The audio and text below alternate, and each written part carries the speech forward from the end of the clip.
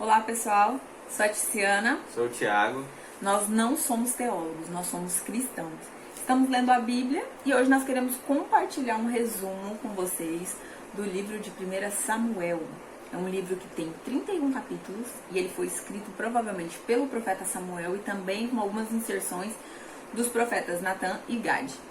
Então ele é um livro que ele inicia falando sobre a história de Ana, uma mulher estéril, mas de muita fé no Senhor, serva de Deus mesmo, que fez um pedido ao Senhor, que ela pudesse gerar um filho, e também, junto com esse pedido, ela faz um voto ao Senhor, que ela entregaria o seu filho ali na casa do Senhor, ao sacerdócio, para ser criado pelo profeta Eli, e aí posteriormente, com esse voto, ela cumpriu e ela traz o menino para ser criado ali. E o Senhor abençoa a Ana com muitos outros filhos, ela e o seu marido. Então, enquanto o profeta está ali aprendendo com o profeta Eli, ele é chamado por Deus, Samuel é chamado por Deus para o sacerdócio. E uma noite, Deus chama Samuel. E aí ele pensa que Eli que está chamando, e ele vai até Eli, e algumas vezes isso acontece, até que Eli também entende que é o Senhor quem está chamando. Então ele fala para ele, dizer ao Senhor, eis-me aqui, Senhor, o teu servo, ouve, E assim Samuel fez. O Senhor já não estava se agradando, tanto com o profeta Eli, mas principalmente para os seus filhos, porque eles faziam o que era mal aos olhos de Deus. Então Samuel vem para mudar essa geração, Ele é uma oferta no altar de Ana. Ana tem mais filhos depois, Deus retribui ela, retribui assim da fé que ela teve, sempre deu a mais do que nós pedimos, Deus. E aí Samuel começa a crescer, ele começa também a fazer a obra de Deus, e as pessoas também veem ele como profeta ao povo. E aí Israel ele entra um período de guerra novamente, a qual são mortos os filhos de Eli, e a arca do Senhor é levada embora, e um mensageiro vem contar isso a Eli. Ele está sentado e de repente ele leva aquele susto, cai da cadeira, ele com 98 anos já, e vem quebrar o pescoço e morrer. Então ali se encerrou aquela geração de Eli, e com seus filhos mortos também. Então o profeta Samuel já vem profetizando, já vem orando, a Deus, e Deus fazendo maravilhas. E esses filisteus, que são os inimigos, levaram a arca da aliança, que simboliza a presença de Deus, levaram até um templo de um deus pagão chamado Dagon, e eles colocaram essa arca lá, e quando, no outro dia ou mais tarde, eles foram lá, esse deus, essa estátua pagã, estava prostrado, porque só existe um Deus, que é o Senhor e Salvador. E eles viram, poxa, tem alguma coisa diferente aí. Não começou a dar certo lá para os filisteus, não. O povo começaram a ter pragas, ter dificuldade, e eles viram que eles tinham tomado algo santo, que não era deles. Então eles se arrependem, tentam devolver essa arca da aliança, faz sacrifícios aí, com o que eles tinham de chaga, de problemas, de praga. Eles fazem essas estátuas aí de ouro, e devolve a arca da aliança aí para o povo de Deus. Então Samuel ele começa a estar junto com o povo. Fala do último juiz, foi Samuel. Então ele vem ainda dessa era de juízes, mas ele era chamado por Deus para ser profeta. Só que o povo, ele queria, de Israel, o próprio Deus direcionava eles, e através do profeta Samuel. Só que eles quiseram ser igual aos outros povos, eles quiseram um rei. E Samuel ficou muito bravo. Mas Deus falava para ele assim, algo triste já para a nação de Israel. Não se preocupe, Samuel, porque eles não rejeitaram você, mas me rejeitaram. Mas como eles pediram, eu vou dar um rei para ele. E Deus ordena que Samuel unja Saul, da tribo de Benjamim. Então vai lá, Samuel, e unge Saul, e ele é cheio do Espírito Santo. Ele começa bem o seu reinado, profetizando, buscando a Deus. Só que infelizmente, um tempo ele começa já a não fazer o que agradava a Deus. E ele vem aí cada vez mais não fazendo o que agradava a Deus. E o profeta Samuel falando com ele. Até chega um momento que tinha que fazer um sacrifício. Geralmente os sacrifícios eram feitos pelos profetas. Ele estava aguardando Samuel chegar.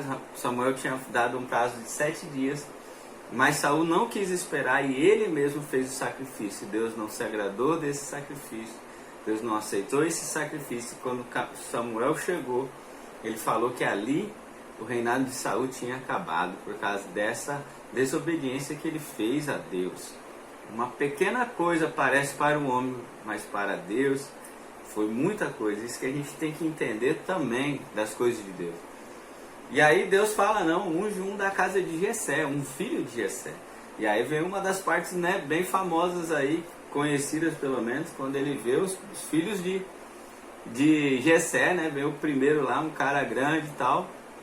E aí o profeta fala, é esse, né? E aí Deus não, porque Deus não olha como o homem vê, mas ele olha o coração. Então passaram os filhos de Jessé e não era nenhum daquele. E aí Deus fala com o profeta e ele fala para o Jessé, mas você não acabou seus filhos? E eles traz a Davi, um pastor de ovelha, mas temente a Deus. A maioria dos salmos de Davi foi escrito nesse momento que ele estava cuidando das ovelhas, que ele era rejeitado pela sua família, mas ele tinha um coração de adorador. E aí o profeta unge ele com óleo e ele vai ser o novo rei de Israel. Mas isso daí não é fácil, porque tem Saul. E Saul, quando saiu o Espírito de Deus na vida dele, entrou um espírito maligno, atormentava Saul. Saul ficava meio doido, atormentado pelo espírito mau. E aí chamaram Davi. Davi tocava harpa, e quando Davi tocava e a unção de Deus sobre Davi, falava que o rei Saul se acalmava. E começou guerra de novo em Israel, contra os filisteus de novo. E aí Davi vai levar alimento para os seus irmãos e ele vê lá um gigante chamado Golias. E Golias, quase 3 metros de altura. Davi é um jovem e ele ouve Golias ameaçando o povo, falando que não tem homem lá em Israel, falando até, né, do Deus de Israel, do Deus Todo-Poderoso. E ele fica revoltado, falando, quem que é esse incircunciso aí? Quem que é esse cara para falar isso? Todo mundo com medo. Davi aceita o desafio de lutar contra esse gigante. E ainda a recompensa era boa, ela casar com a filha do rei, mais isenção de impostos, mais riquezas. Davi vai, ele pega as armas que ele tem, não aceita as armas de Saul, e ele vai lá, pega uma funda, pega a pedra, dá uma rodada com aquela funda lá e ele acerta na testa do gigante. O gigante cai e ele, com a espada do gigante, corta a cabeça. Então Davi está com a cabeça do gigante na mão e teve vitória. O povo de Israel correu para atacar os filisteus. Só que Davi, né, ele tem essa grande vitória, mas aí os negócios começam a pegar para o lado dele. Ele tem uma grande amizade com Jonathan, que é o filho de Saul. Eles têm uma grande amizade e eles fazem um pacto de um cuidar do outro. E posteriormente, se caso acontecer, eles cuidar da família do outro. Então eles são grandes amigos. Só que Saul, ele fica revoltado com isso daí. Com o Davi crescendo no reino dele, e ele cada vez mais perdendo a autoridade, principalmente a unção de Deus. E Davi começa a guerrear, e Davi começa a vencer. E quando o Saul percebe isso, Saul tenta matar Davi. Davi é perseguido e ele foge. Ele vai para a caverna, pessoas acompanham ele, né, nessa caverna, os 400 lá. E tem várias questões. Ele se une, ele continua guerreando, se une a outros reis, a outros povos, né? E Saul tentando de alguma forma matar Davi, porque ele estava revoltado e com inveja. Mas o reinado de Saul por Deus já tinha acabado. E aí Davi continua a sua jornada, ele continua casando com outra mulher também, né, que era uma mulher rica na época, um marido mau, né, que veio a morrer posteriormente. Davi assume essa mulher também. Ele vai para uma cidade, né, Ziclague, mas só quando ele fica muito tempo fora. Essa cidade é atacada pelos inimigos, são queimadas essa cidade e levadas todas as suas mulheres e crianças E quando o Davi chega com seus guerreiros, vê que a cidade inteira foi devastada e levaram suas mulheres e crianças. Os homens de Davi quiseram matar ele, mas ele fez algo que nós temos que fazer. Ele se ajoelhou, orou a Deus e Deus deu o direcionamento. E eles, como guerreiro e na força de Deus, voltaram, guerrearam contra esse exército inimigo e pegaram as suas esposas, seus filhos e todos os despojos. E ele continuou a sua carreira, mas sempre teve oportunidade de matar Saul, mas ele sabia que Saul tinha sido ungido por Deus rei, então ele não tocou em Saul. Só que infelizmente Saul teve o seu destino.